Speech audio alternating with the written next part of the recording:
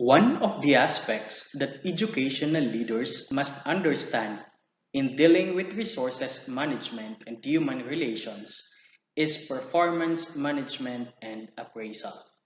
At this point of time, I am going to give a brief discussion on performance management and appraisal in the context of the Department of Education. I am Ronel T. Labastida, your discussant.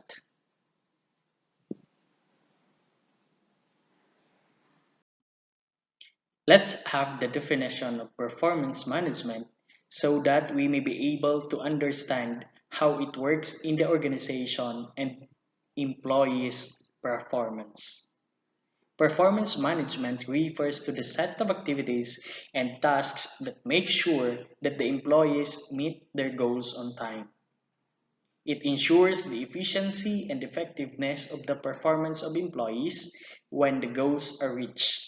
Performance management has a holistic approach in the sense it analyzes employee performance, keeping in mind the development needs of the employee and the organization. Next is the performance appraisal. Performance appraisal, on the other hand, is nothing but the evaluation of an employee's performance. Performance appraisal also deals with the evaluation of an employee's competencies, such as commitment to the organization's core values, ability to take initiatives, responsibility for tasks, strengths and weaknesses, skill set and trainings, etc. The results-based performance management system, or RPMS, is the performance management system in the Department of Education. Let us dig deeper on the context of RPMS in the Department of Education. DepEd's RPMS is in accordance with Civil Service Commission's Memorandum Circular Number 6, Series of 2012, or Strategic Performance Management System, SPMS. It means that all other government departments and agencies like DSWD, DPWH, DNR, to name a few, also have results-based performance management system. For Department of Education, it is called RPMS.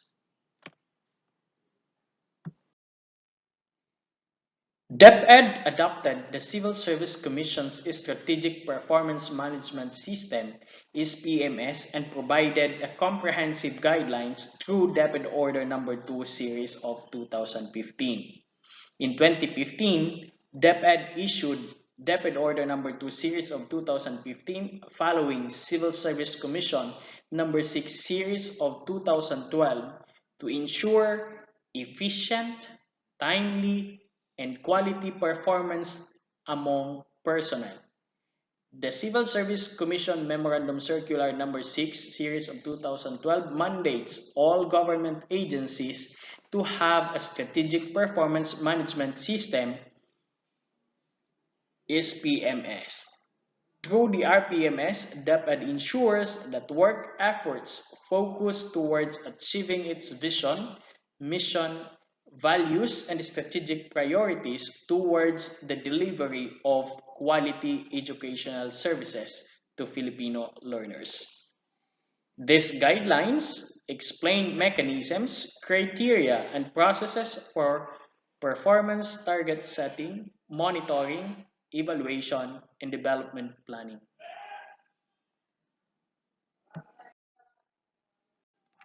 In August 2017, DepEd issued an order for the national adoption and implementation of the Philippine Professional Standards for Teachers, PPST, nationwide. The diagram reinforced the relationship among Civil Service Commission No. 6 Series of 2012, DepEd Order No. 2 Series of 2015, and DepEd Order No. 42 Series of 2017 that resulted to the PPST-based RPMS. In 2015, DepEd issued DepEd Order No. 2 following Civil Service Commission No. 6 Series of 2012. In 2017, DepEd adopted PPST with the demand that RPMS be aligned with PPST. PPST-based RPMS was developed.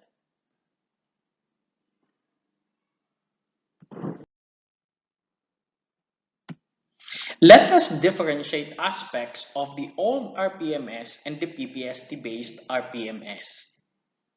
The PPST-based RPMS addresses the demand to align RPMS with PPST. The PPST-based RPMS focuses on the main job of teachers. In the PPST-based RPMS tools, teachers are assessed fairly because they have a common set of standards and tools. Moreover, ratings for each objective has the same weight for each objective. In the aspect of duties and responsibilities, the RPMS 2015, teachers were expected to perform clerical and non-teaching related functions, while in the PPST-based RPMS, focus on the teaching learning process, which is the core jobs of teachers. In the aspect of crafting of the IPCRF, teachers crafted their own objectives and performance indicators in the RPMS 2015, while in the PPST-based RPMS, IPCRF are prepared, standardized, and aligned with the PPST. In the means of verification, the RPMS 2015 is not standardized and it focused on quantity, while in the PPST-based RPMS is standardized and focused on quality. Weight per objective or indicator. In the RPMS 2015, teacher could assign more weight to one indicator over another, while in the PPST-based RPMS, each objective indicator has the same weight. In the comparison on the associated tools, the RPMS 2015 teachers used varied forms for classroom observation, while in the indicators of SAT and COT are aligned with the RPMS tools as used in the PPST-based RPMS. The diagram shows that all DepEd HR systems need to be anchored on the PPST as per DepEd Order number 42 series of 2017. Only RPMS is aligned with PPST by this moment. Other systems will soon follow, and let us make it clear that RPMS is not PPST. What is RPMS cycle? Let us have this legend to better understand the cycle as shown in the diagram. First in the legend is the learning and development, or L&D. Next is the IPCRF, which is the individual performance commitment and review form. IPCRF DP, development plans of the IPCRF. PMCF, performance monitoring and coaching form. RPMS, results-based performance management system. SAT RPMS, self-assessment tools RPMS. TA, technical assistance.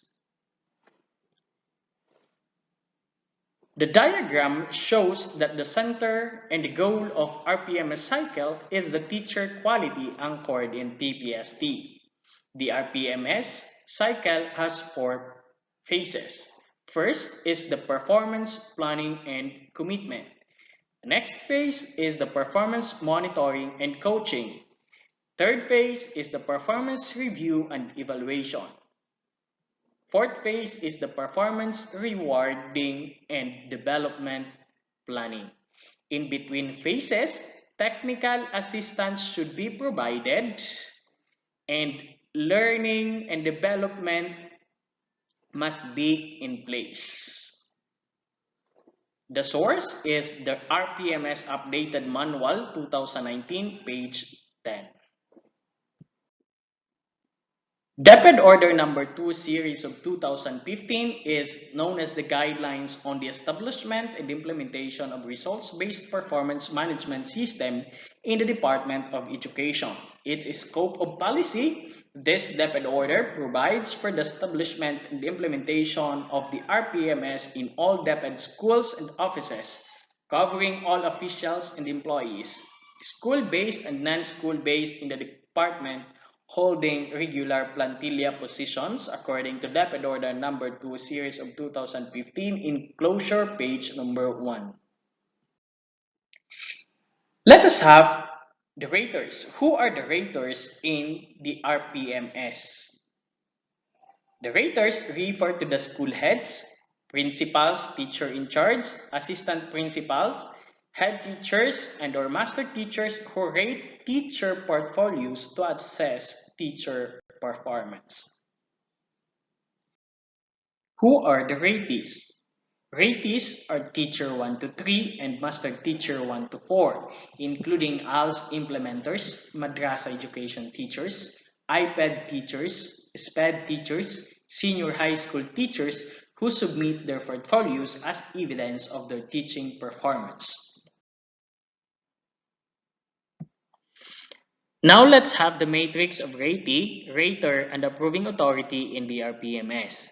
If the ratee is a head teacher or a master teacher, then the rater observer should be the principal or the school head, while the approving authority is the superintendent in small and medium divisions and assistant superintendent in large and very large divisions. If the ratee is a teacher, then the rater is a principal or school head, then the approving authority is the superintendent for small and medium divisions and assistant superintendent for large and very large divisions. Again, if the ratee is a teacher, a rater observer could be a master teacher, head teacher, assistant principal, and the approving authority is the principal or the school head. In the ALS implementers, the school-based, master teacher, head teacher, assistant principal could be the rater observer, while the approving authority is the principal or the school head. ALS implementers in the community learning centers based, the education program supervisor for ALS could be the rater observer, while the approving authority is the chief of curriculum implementation division CID. What is the performance cycle or performance process? The RPMS cycle shall cover performance for one whole year. All school-based personnel shall follow a performance cycle starting in April of the current year and ending in March of the following year, while non-school-based personnel shall follow a performance cycle starting in January and ending in December, according to Deped Order Number 2, Series of 2015, in closure page number 4. In exceptional cases and only if the situation warrants, a one-time recalibration of office and individual objectives shall be allowed during the mid-year review. Exceptional cases shall include instances when high-level decisions are taken into effect, such as changes in strategic directions and circumstances beyond the control of the ratee, such as natural or man-made calamities, including typhoon, earthquake, and other fortuitous events. Let us have the first phase of the RPMS cycle. The first phase is the performance planning and commitment, which is being done on the last week of May, a week before start of classes. In the performance planning and commitment, the activity is the discussion, issuance of RPMS tools, and self-assessment. In this part, there will be a discussion between the ratee and the rater on the RPMS tools and self-assessment. The forms needed are the IPCRF self-assessment tool, IPCRF development plans. And the output for this activity is the signed IPCRF development plans based on self-assessment tools. This is a sample development plans, which includes the strengths, development needs, action plan, developmental intervention or the recommended developmental intervention that includes learning objectives, intervention. It also includes timeline and resources needed. In the sample development plans, part B is the core behavioral competencies. This is also a sample IPCRF with actual results. This is the IPCRF based on the RPMS updated manual 2019 page 45. This is also the sample Excel version of the IPCRF with the ratings, and it shows how it is being computed. The source is the RPMS updated manual 2019 page 44. The preparation of portfolio and organization on this phase is from June to October. It includes the forms COT RPMS and portfolio.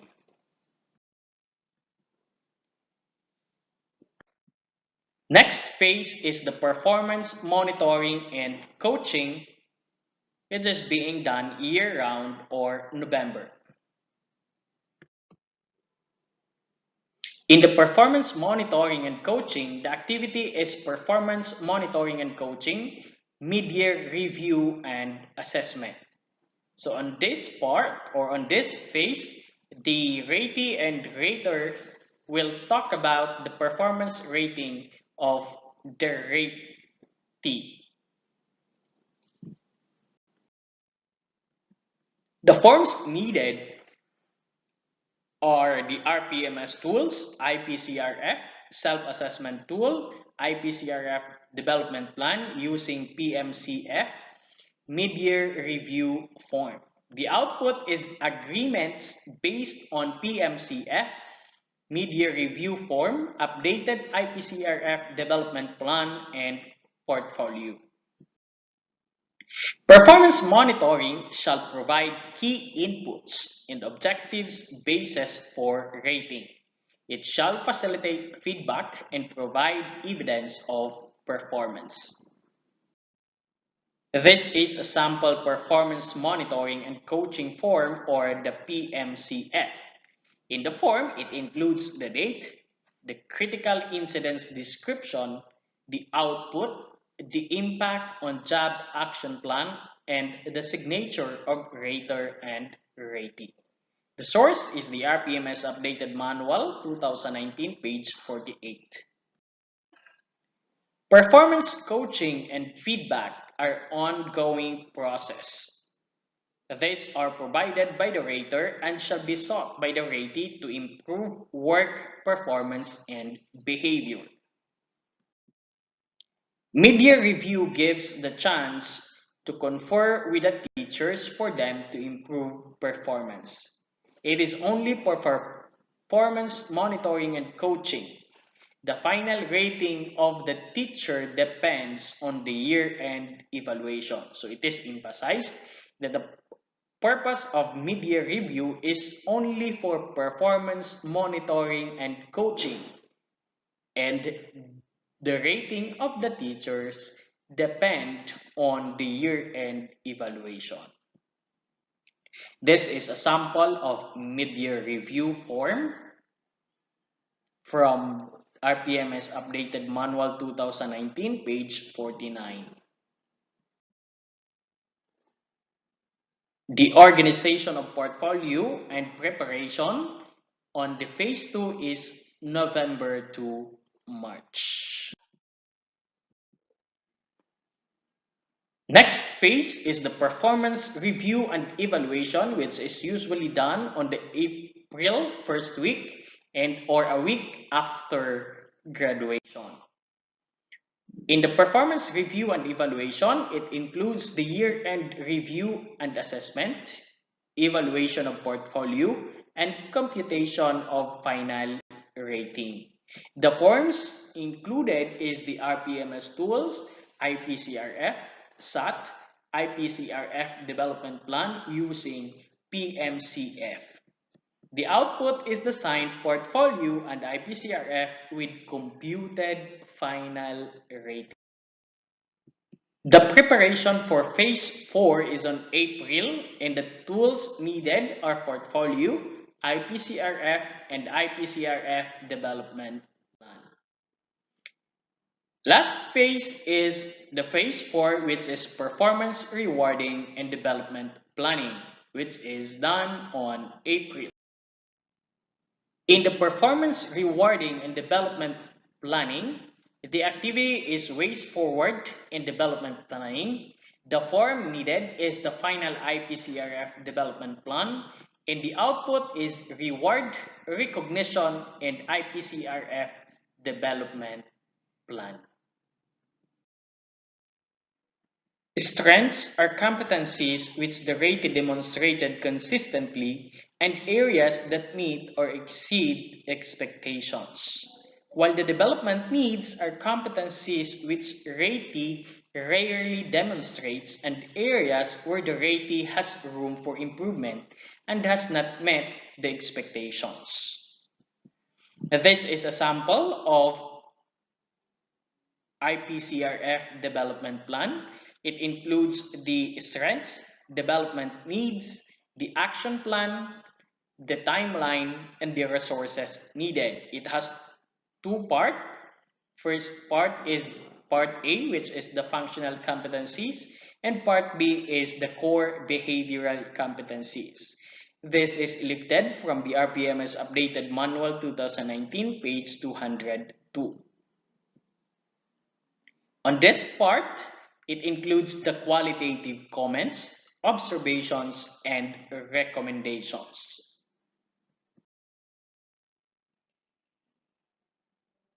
Next is the portfolio preparation and organization for the next cycle.